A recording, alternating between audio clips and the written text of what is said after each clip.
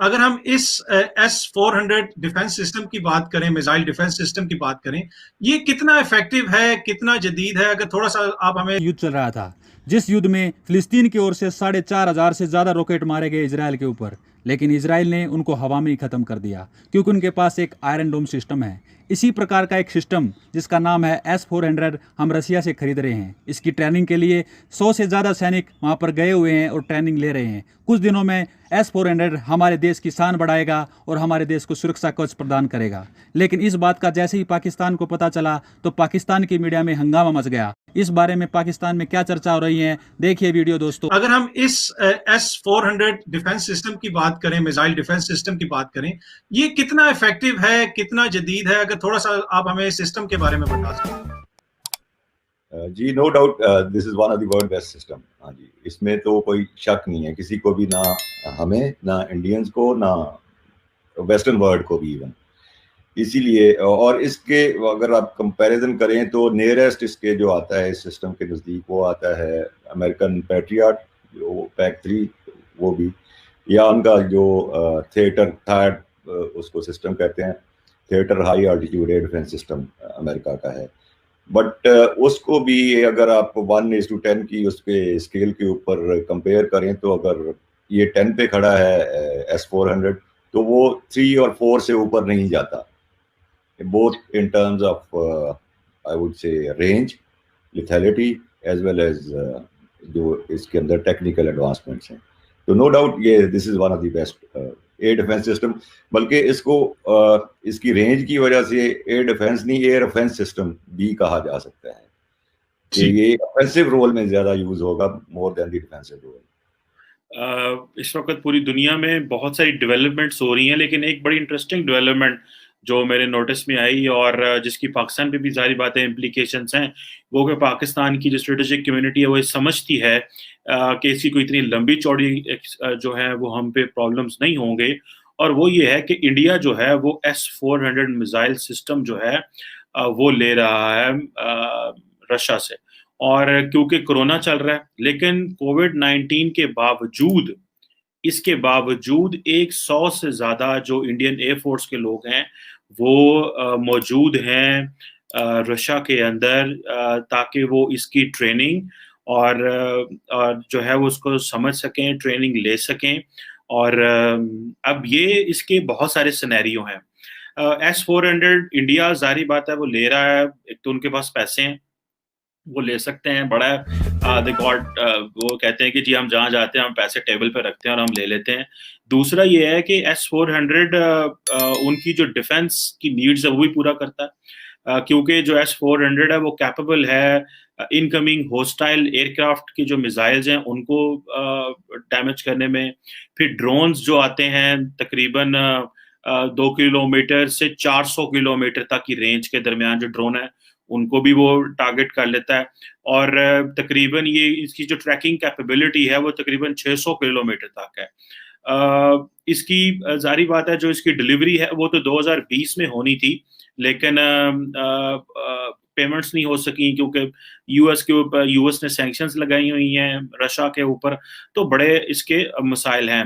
अब इसको अगर देखा जाए कि इसके S-400 की एक टेक्निकल साइड है, जो टेक्निकल साइड मैं उसको इतना लंबा चौड़ा डिस्कस भी नहीं करना चाहता क्योंकि एक तो ये प्योरली मिलिट्री की उसकी कंपोनेंट है, लेकिन मैं इसकी जो स्ट्रेटेजिक एंड पॉलिटिकल जो कॉन्सिक्वेंसेस हैं उन पे जाहिर बात है जरूर बात करना चाहूंगा। ये एक अच्छा डिफेंस सिस्टम कहा जा रहा है जिसको पाकिस्तान भी खरीदना तो चाहता था, लेकिन ऑब्वियसली हमारे पास इतने पैसे नहीं हैं, दैट इज अ रियलिटी। कहा जाता है कि S-400 जो है वो तकरीबन पाकिस्तानी कोई तकरीबन $1 अरब का एक जो उसका यूनिट है वो मिलता है। पहले ये S-300 था, ये उसी फैमिली से S-400 है। कहा तो ये जाता है कि जो रशिया है उसने खुद अपने लिए S-500 डेवलप कर लिया हुआ है, और जो कि S-400 से भी जो है कोई 2.5 टाइम्स ज्यादा फास्टर है। अब जाहिर बात है इसको इस मिसाइल कैपेबिलिटी को इस एयर डिफेंस सिस्टम को रखना आम बात नहीं है, क्योंकि इसके लिए आपके पास पॉलिटिकल मसल्स चाहिए आपकी स्ट्रेटेजिक कैपेसिटी चाहिए और आपकी फाइनेंशियल जो कैपेसिटी वो चाहिए। अगर देखा जाए तो जो यूएस के डिफेंस सेक्रेटरी हैं, सेक्रेटरी लॉयड ऑस्टिन, वो जब इंडिया आए तो उन्होंने भी अपने कंसर्न से रेज किए थे S-400 के हवाले से।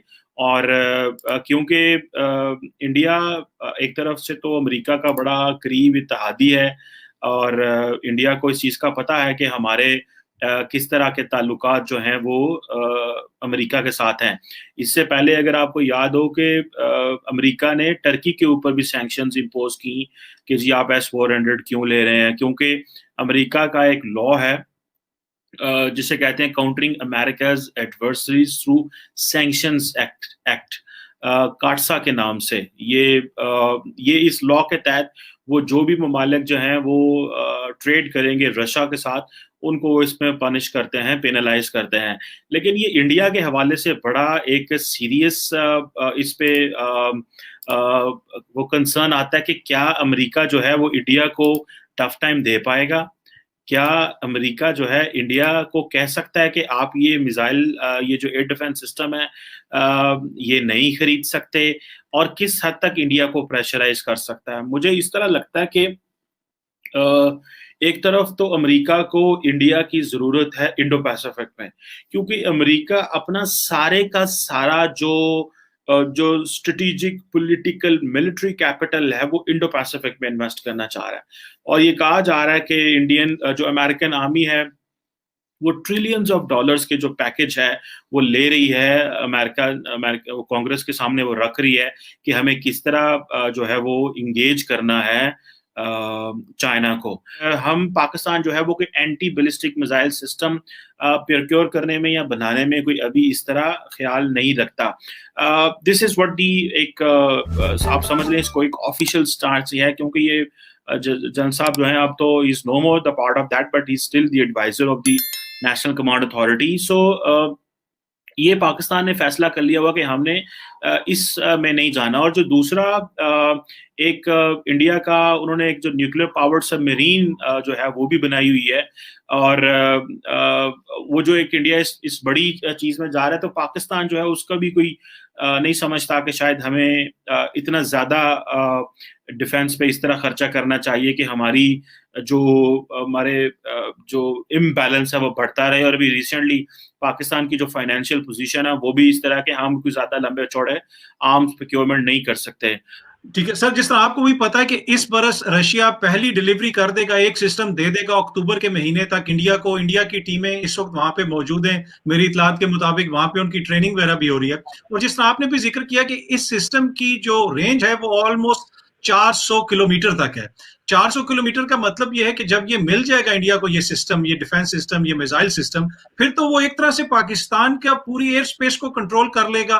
पाकिस्तान के अंदर ही वो पाकिस्तान के जहाजों को, मिसाइलों को निशाना लगा सकेगा। तो इसका पाकिस्तान के पास कोई तोड़ है?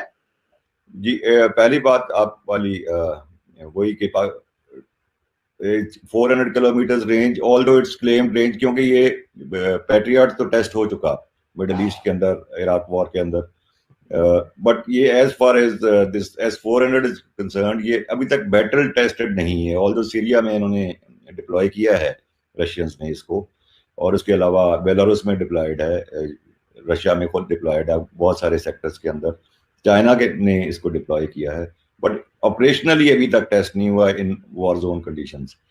वन, दूसरा 400 के ऊपर भी कुछ जो डिफेंस एक्सपर्ट्स हैं उनकी रिजर्वेशंस हैं कि ये बहुत अप करके उन्होंने इसको क्लेम किया है, बट उसको हाफ भी कर लें एज पर सिप्री के एक एक्सपर्ट के मुताबिक, इसको 200 भी कर लें तो it's still a very formidable weapon. तो 400 के ऊपर जब क्लेम करते हैं, 600 का इसके ऊपर जो एक्विजिशन रेडार है वो 600 से ट्रैकिंग शुरू कर देता है, एक्वायर करना टारगेट शुरू कर देता है, उसके बाद मिसाइल्स को हैंड ओवर करता है और ट्रैकिंग रेडार को हैंड ओवर करता है, और फिर वो मिसाइल लॉन्च होता है। सो एक एक्विजिशन रेडार हो गया 600 वाला, फिर 400 तक इसके जो लॉन्गेस्ट रेंज, आपको पता नहीं जी इसके अंदर 4 से 5 टाइप के मिसाइल इस्तेमाल होते हैं इस पूरे सिस्टम के अंदर, जिसके अंदर 400 वाला मैक्सिमम है, फिर 250 वाला है, फिर 200 वाला है, फिर 100 वाला है, और मिनिमम जो है वो 40 वाला है। इन सारे यानी पूरे का पूरा एक स्पेक्ट्रम जिसको हम कहते हैं, उसके अंदर ये एक ही सिस्टम पूरे स्पेक्ट्रम ऑफ एयर डिफेंस उसको कवर करता है। इसी तरह इसके ऑल्टीट्यूड कवरेजेस हैं जो कि डिफरेंट हैं। तो आपकी बात सही है, अगर ये बहुत फॉरवर्ड एरिया में नहीं लगेगा in any case, because strategic type का ये वेपन है, तो 100 किलोमीटर पीछे रह के भी बनाता है, उसको डिप्लॉय करते हैं इंडियंस और ऑपरेट करते हैं, तो स्टिल दे गेट 300 किलोमीटर या 250 kilometre inside Pakistani air space. और इसकी जो एक और बड़ी क्वालिटी है कि ये एक्सट्रीमली लो ऑल्टीट्यूड से लेकर, यानी जिसको हम आम मायनों में ट्री टॉप लेवल कहते हैं, वहाँ से लेकर तो ऑलमोस्ट 1 लाख फुट तक की बुलंदी तक को ये कवर कर लेता है, इसका जो रडार है और जो इसका मिसाइल है दोनों।